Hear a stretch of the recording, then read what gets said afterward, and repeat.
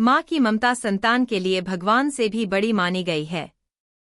संतान की लंबी उम्र और सुख समृद्धि के लिए माताएं वर्ष में एक बार करती हैं जितिया व्रत।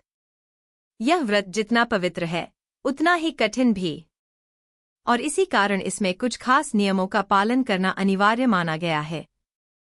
आज हम आपको बताएंगे जितिया उपवास के दिन कौन कौन से काम भूलकर भी नहीं करने चाहिए। 1. भोजन का नियम। जितिया व्रत में निर्जला उपवास का महत्व है।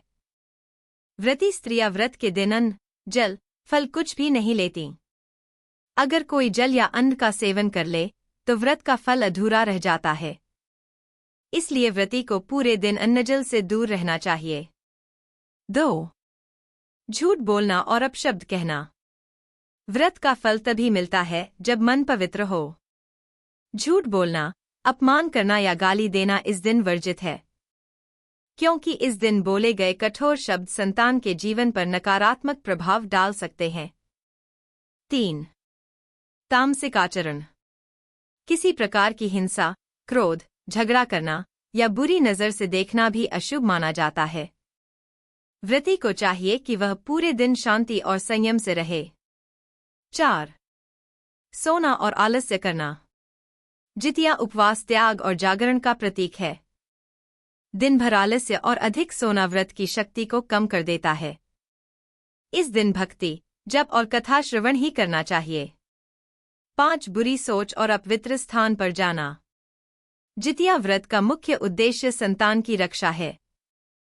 अगर मन में नकारात्मक विचार आए या व्रती अपवित्र स्थान पर जाए तो व्रत का महत्व घट जाता है।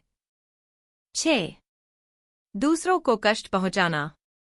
किसी को अपमानित करना या दुख देना जितिया व्रत के नियमों का उल्लंघन है।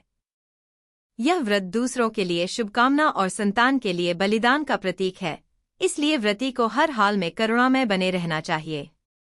जितिया उपवास माँ और संतान के बीच अटूट रिश्ते का प्रतीक है। इस दिन अगर माँ श्रद्धा और नियम से व्रत करती है तो भगवान संतानों की रक्षा करते हैं और घर परिवार में सुख शांति लाते हैं। याद रखिए, इस व्रत का असली फल तभी मिलता है जब माँ त्याग, भक्ति और संयम से इसे पूरा करे। माता जीवित पुत्रिका सबकी संतान की रक्षा करें।